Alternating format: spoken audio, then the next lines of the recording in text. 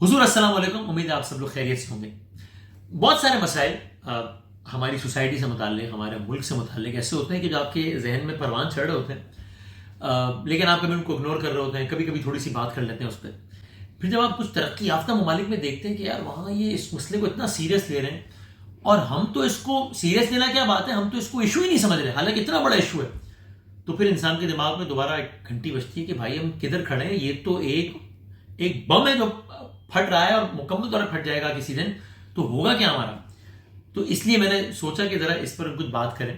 پچھلے دنوں ذرا سفر میں رہا اور دنیا کے مختلف ممالک میں رہنے کا اتفاق ہوا، کچھ وقت گزارنے کا اتفاق ہوا، تو یہ جو آبادی میں اضافہ ہے یا پاپولیشن کنٹرول ہے، پاپولیشن گروتھ ہے، مجھے پھر سے یہ بات یاد آئی کہ ان ممالک میں اس کو کتنا زیادہ سیریس لیا جاتا ہے، اور ہمارے ایز اے سیٹ ہم تو اس کو کوئی مسئلہ بھی نہیں سمجھتے۔ اب بڑا اوور سمپلیفائی کر لیں اس کو، اگر تو بات بڑی سیدھی سی ہے نا۔ 100 روپے اگر میری جیب میں، وہ 100 روپے اگر 2 لوگوں میں خرچ ہونے ہیں تو ایک بندے کے حصے میں 50 روپے آئیں گے۔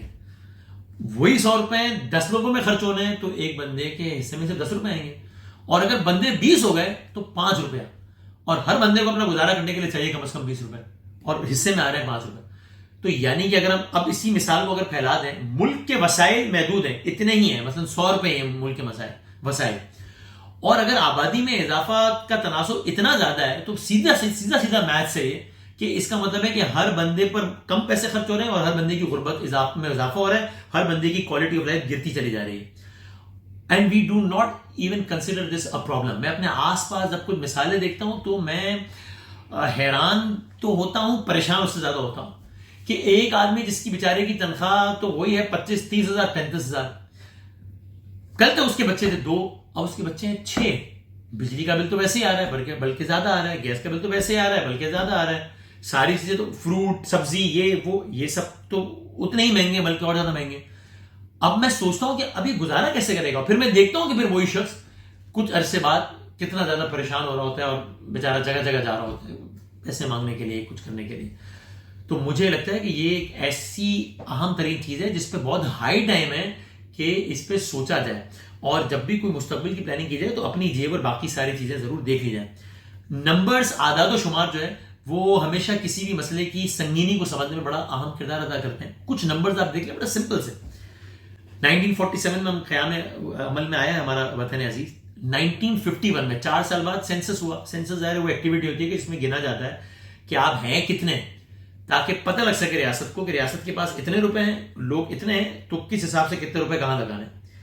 1951 میں سینسس ہوتا ہے، اس وقت ہم جتنے ہوتے ہیں آج ہم اس کے مقابلے میں دگنے ہیں۔ 1951 کے مقابلے میں آج ہم دگنے ہیں۔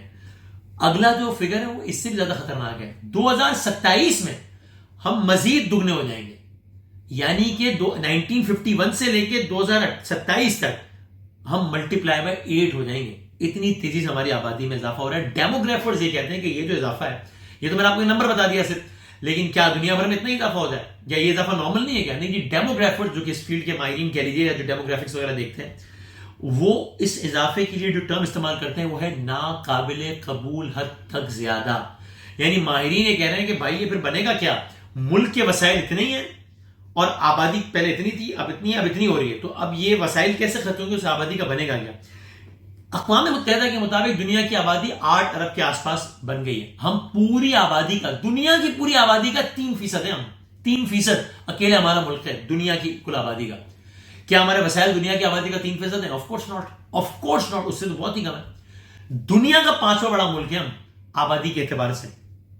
دنیا کے 8 ممالک ہوں گے، 8، صرف 8، 2050 تک، یہ بھی اقوام متحدہ کا نمبر ہے، 2050 تک دنیا کے 8 ممالک ہوں گے جو پوری دنیا کی آبادی کا 50% ہوں گے۔ صرف یہ 8 ممالک پوری دنیا، یعنی دنیا میں اگر 100 لوگ ہوں گے مثال کے طور پہ 2050 تک، تو 100 میں سے 50 لوگ ان 8 ممالک میں ہوں گے۔ ان 8 میں سے ایک ملک پاکستان ہے۔ آپ اس سے اندازہ لگائیے کہ گروتھ ریٹ کیا ہے۔ دنیا بھر میں جو آبادی کی شرح میں اضافہ ہے، پاپولیشن کا جو گروتھ ریٹ ہے، وہ 1% سے کم ہے۔ 2020 کا نمبر تھا کہ دنیا بھر میں آبادی جس رفتار سے بڑھ رہی ہے، اوسطاً وہ 1% سے کم ہے۔ پاکستان کہاں کھڑا ہے؟ 1.9%، ڈبل، آلموسٹ ڈبل۔ ہر سال ہمارے ملک میں 20 لاکھ نیا بندہ جاب مارکیٹ میں انٹر ہوتا ہے۔ ہم اپنے آس پاس دیکھتے ہیں, میں بہت دیکھتا ہوں, آپ بھی دیکھتے ہوں گے کہ جاب نہیں ہے, جاب نہیں ہے, جاب نہیں ہے. ظاہر ہے چونکہ اگین جس طرح میں نے کہا اپارچونیٹیز تو اتنی ہیں, یہ اپارچونیٹیز جس رفتار سے بڑھ رہی ہیں, آبادی اس سے بہت زیادہ رفتار سے بڑھ رہی ہے, تو پھر ہر بندہ سفر کر رہا ہے, ہر دوسرا بندہ سفر کر رہا ہے. ہمارے ملک میں ہر سال 20 لاکھ نیا بندہ جاب مارکیٹ میں انٹر ہوتا ہے.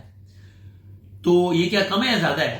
اس کے اندازہ لگانے کے لیے آپ یہ دیکھ لیں کہ اگر ہماری, چونکہ مارکیٹ بھی تو بڑھ رہی ہے نا, اکانومی تو بڑھ رہی ہے, کس رفتار سے بڑھ رہی ہے, اگر ہماری اکانومی 6 سے 8% تک گرو کرے, 6 سے 8% تک گرو کرے ہماری اکانومی, تو یہ 20 لاکھ افراد کے لیے کافی ہے. پھر یہ 20 لاکھ افراد کھپتا ہے, اور ہماری آبادی, ہماری اکانومی گرو کس ریٹ سے کر رہی ہے, کبھی مائنس سے, کبھی 1 کے آس پاس, کبھی 2 کے آس پاس. اس سال ہم بہت تیر ماریں گے تو 2 سے 3% ہوں گے.